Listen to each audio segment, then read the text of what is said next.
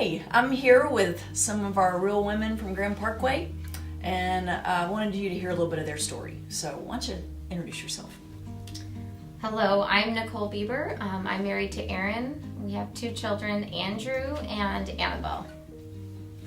Hi, I'm Natasha Pardeshi, and I'm married to Sunny, and I have a little 6-month-old Zachariah Pardeshi.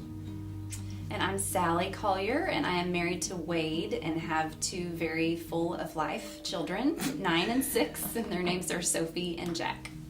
There you go. Well, one of the things I wanted to talk about tonight is just this kind of misguided notion in American Christianity that you have to kind of have this happy life in order to be able to grow in Christ and to move forward, and yet you 3 have a lot going on, especially this year. So you're either really good fakers or you've figured out some kind of mystery about how to handle conflict and still grow in your relationship with God. So just take a minute to talk about what your year has been like this year. So I'm going to go back a little further. About 1.5 years ago, our daughter Annabelle was diagnosed with a rare blood disease, and our doctor was fairly certain that she had leukemia, but by the grace of God she did not, and it was able to be, she's in remission now, and by the grace of God she's here, and we're so thankful for that.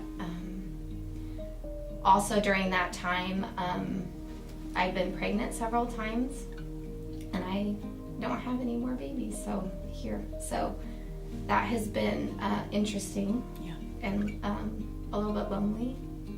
Also, our son now is, he just has an allergy where he's deathly allergic to peanuts, and he's in a medical study and a trial to sort of build up his immunity to peanuts, and it'll just be much safer for him to live in the world that we live in. And theoretically, things could go a lot smoother than they've gone, and we've had everything that can go wrong with it. So that's also been really hard and at times scary. So, and we're kind of in the middle of some of that still. It's not resolved. So your year or 2 has been full of trials. But Natasha, your year has been a little exciting, but a big change. Tell a little bit about that.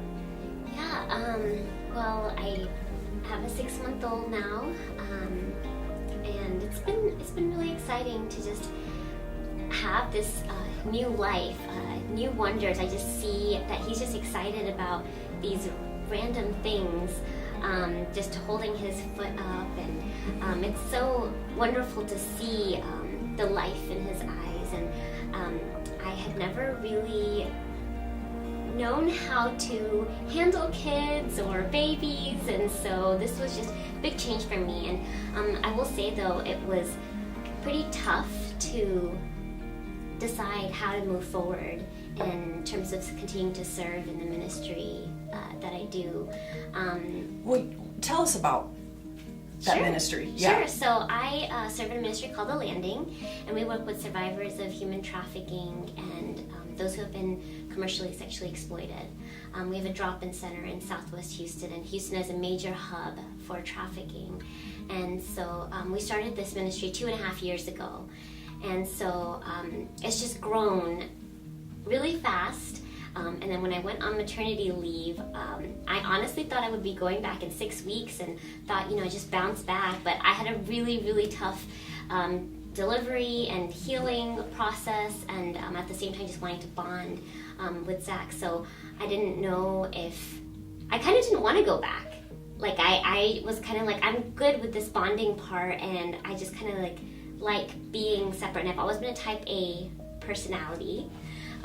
So it was really, for me, I think deciding, the ability to make the decision to go forward and move forward in faith really had to do with my intimacy with the Lord, and really wondering, am I living the life that I was called to, and really thinking about that Ephesians 4 and knowing that I need to model that heart for justice for Zach when he grows up, and to be able for him to see that. And although I have this ministry of momhood and being a wife, I also know that the Lord has called me to be fighting human trafficking and to do that really well. And I didn't want to, and so it's just been looking like just saying no to certain things, like a stronger yes and a stronger no. To be able to be more organized to make that happen, and so that's what my year's been looking like. To be more organized, huh? Yes. I wonder what that's like. Still figuring it out, really. Well, and we'll come back to kind of more, I want to hear more about that calling and how you sorted that out, but I want to hear Sally talk a little bit about your year, because it's been altogether different from the other two we've heard about. Yeah, it's been a year.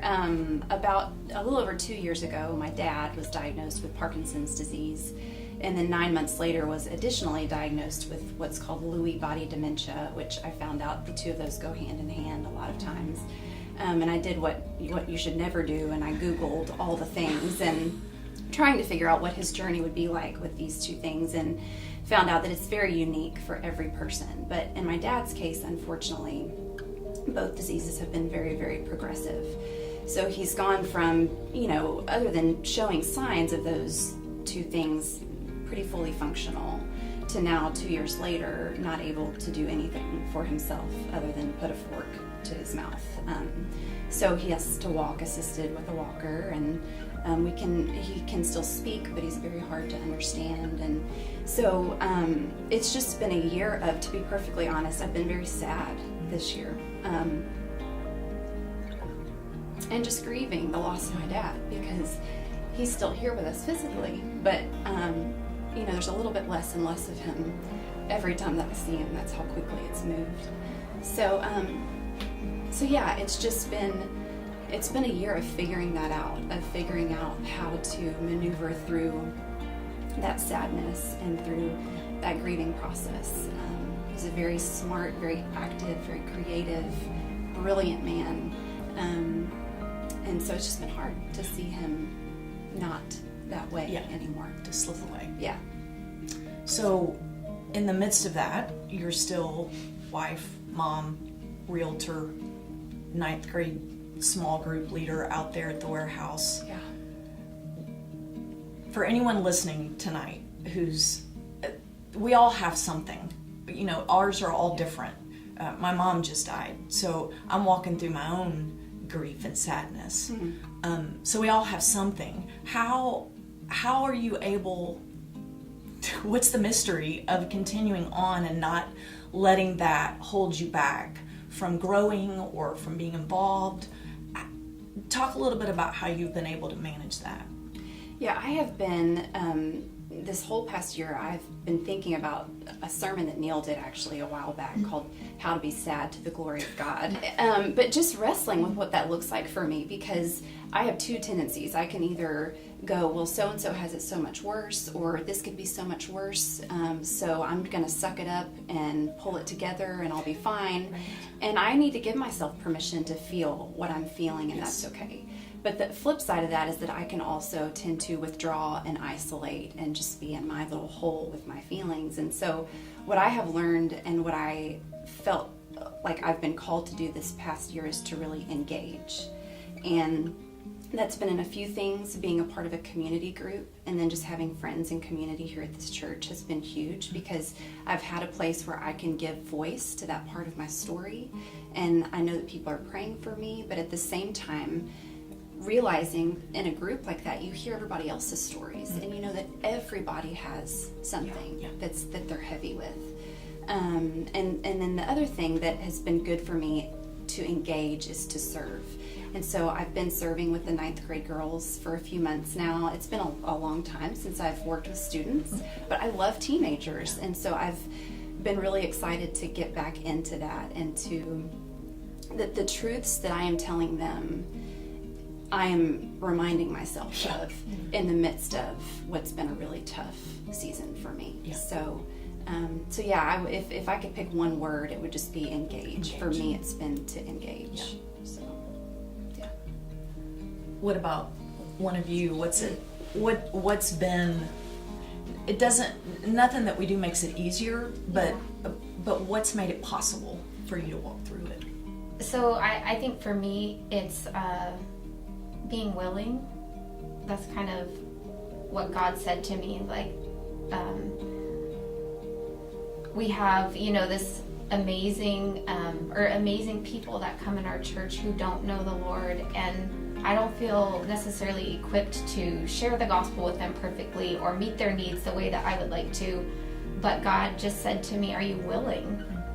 Tell them what ministry you help with. So, my husband, Aaron, and I guess I sort of together, we started ESL, and it's grown a lot. It's been amazing to see. It started very small, and and I remember you saying to me something about like, don't discount like small beginnings. Yeah. Things like they take a long time sometimes to take off. So we have now about somewhere between 30 and 50 people coming at the warehouse every Monday night who don't know English. To some degree, they need help with their English, and for the most part are lost and are looking. They're looking for community. They're looking for the things that Sally is talking about that they don't have. Yeah. So how have you been able, in spite of all that you mentioned earlier, how have you been able to breathe, much less help with this ministry? So, myself, my husband, and my kids, we're there once a month together as a family, and we serve at International Coffee Hour together. And then through that, I've been able to meet women, and then some of them I've been able to read the Bible with on Sunday mornings, which has been amazing. So the thing is about being there and meeting these, women for me mostly, is that it is invigorating, because they come in the warehouse and they're lost and they're lonely and they don't understand why we're there. And we can tell them. It's like, I just think of golf. It's like this perfect shot. They tee it up for you. And they really do. And you just have to tell them, even just this Monday night, several people said these exact words. We're lonely. Like, we sit in our houses all weekend and we don't know what to do. And we're like, come to church, and their eyes light up. Just the fact that they would be welcome and wanted here. And our church genuinely does want them here. I think we're a very welcoming and loving church. So I think for me, it's just been being willing. I don't really know what I'm doing.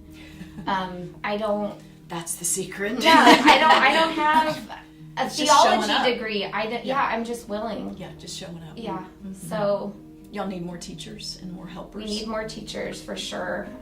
I love to see our women there at coffee hour, but if you have any desire to teach, that would be amazing. And you don't have to be qualified to teach either. We have lots of professional people who aren't teachers, who've never taught anyone English. We have a curriculum. Yeah. We'll help you. We just basically need people who are willing. Yeah.